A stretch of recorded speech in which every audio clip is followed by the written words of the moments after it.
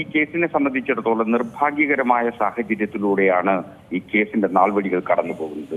നമുക്കറിയാം, ഒരു തീവ്രമായി ഒരു കുറ്റകൃത്യം നടന്നാൽ പോലും ആ കുറ്റകൃത്യത്തെ സംബന്ധിച്ച് കേരള പോലീസ് സമഗ്രമായി അന്വേഷിച്ച് സമയബന്ധിതമായി കുറ്റപത്രം കൊടുക്കുന്ന സാഹചര്യം നിലവിൽ കേരളത്തിലുണ്ട്. ശാസ്ത്രീയ പരിശോധനകൾ അടക്കം വേണ്ടി വന്നിട്ടുള്ള നിരവധി കേസുകളിൽ ഒരു ഉദാഹരണം പറഞ്ഞാൽ ജിഷ വധക്കേസ്, ആലുവയിലെ ഒരു പെൺകുട്ടിയെ പീഡിപ്പിക്കപ്പെട്ട കേസിലും ഒക്കെ ഇത്തരത്തിൽ കൃത്യമായ അന്വേഷണം നടത്തി, ശാസ്ത്രീയ പരിശോധനകൾ നടത്തി അന്തിമ റിപ്പോർട്ട് കോടതിയിൽ നൽകിയ ചരിത്രമുള്ളതാണ് കേരള പോലീസിന്. പക്ഷേ നിലവിൽ കേരള പോലീസ് നടത്തുന്നത് ഇരട്ടത്താപ്പാണ്.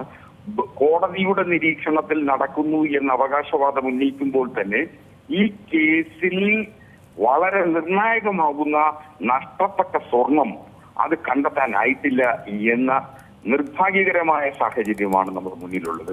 ഇതിൽ വളരെ കൃത്യമായ രാഷ്ട്രീയ ഇടപെടലുകളുണ്ട് എന്ന് പ്രതിപക്ഷത്തിന്റെ ആരോപണത്തിന് ശക്തി നൽകുന്നതാണ്. മാത്രമല്ല, വളരെ ചെറുതായി ഇതിനെ കാണാൻ കഴിയില്ല, അത്തരത്തിൽ ചെറുതായി ഇതിനെ നിരീക്ഷിക്കാൻ കഴിയില്ല, അത്തരത്തിലേക്ക് ഇത് എത്തപ്പെടാൻ കഴിയില്ല എന്നുള്ളതാണ് ഇതിന്റെ ഏറ്റവും അടിസ്ഥാനപരമായിട്ടുള്ള പ്രശ്നം. ആ അടിസ്ഥാന പ്രശ്നത്തെ മുന്നിൽ നിർത്തി വേണം നാം ഇതിനെ വിശകലനം ചെയ്യാൻ. സ്വാഭാവിക ജാമ്യം ലഭിക്കുന്നതിന് ഉതകുന്ന തരത്തിൽ അന്വേഷണ സംഘം നിഷ്ക്രിയമായി പോയി എന്നുള്ളതാണ്.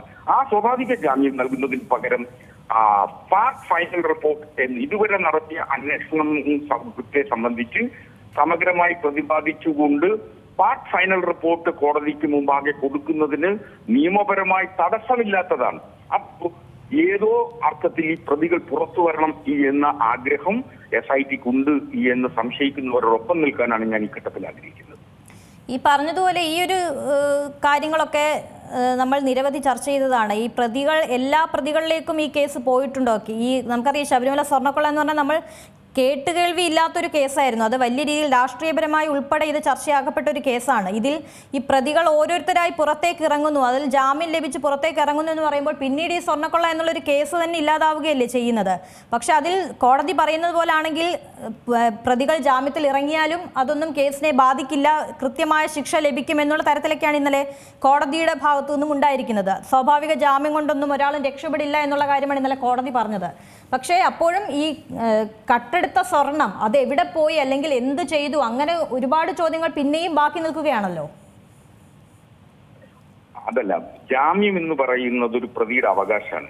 അപ്പൊ സ്വാഭാവിക ജാമ്യം ലഭിക്കുക എന്ന് പറയുന്നത് പ്രതിയുടെ അവകാശം നേടിക്കൊടുക്കുക എന്നുള്ള നിലയിലേക്ക് SIT ചുരുങ്ങിപ്പോകുന്നു എന്ന വിമർശനമാണ് ഞങ്ങളെപ്പോലുള്ളവർക്കുള്ളത്. എന്തുകൊണ്ടെന്നാൽ, ഞാൻ ഒരു നീണ്ടകാലമായി അഭിഭാഷക വൃത്തി ഈ തൊഴിലായി സ്വീകരിച്ച് ജീവിക്കുന്ന ഒരാളെന്ന നിലയിൽ വളരെ ബോധ്യത്തോടു കൂടിയാണ് പറയുന്നത്. ഇപ്പോൾ ഈ നിലവിലെ അന്വേഷണ സംഘം കണ്ടെടുത്തിട്ടുള്ള വിവരങ്ങൾ ഈ കുറ്റകൃത്യത്തിൽ പ്രതികളെ കണക്ട് ചെയ്യുന്നതിന് തെളിവുകളുടെ അഭാവമുണ്ട് എന്ന സംശയമുണ്ട് എനിക്ക്. ആ സംശയം കൊണ്ടാണ് ഞാനിത് പറയുന്നത്.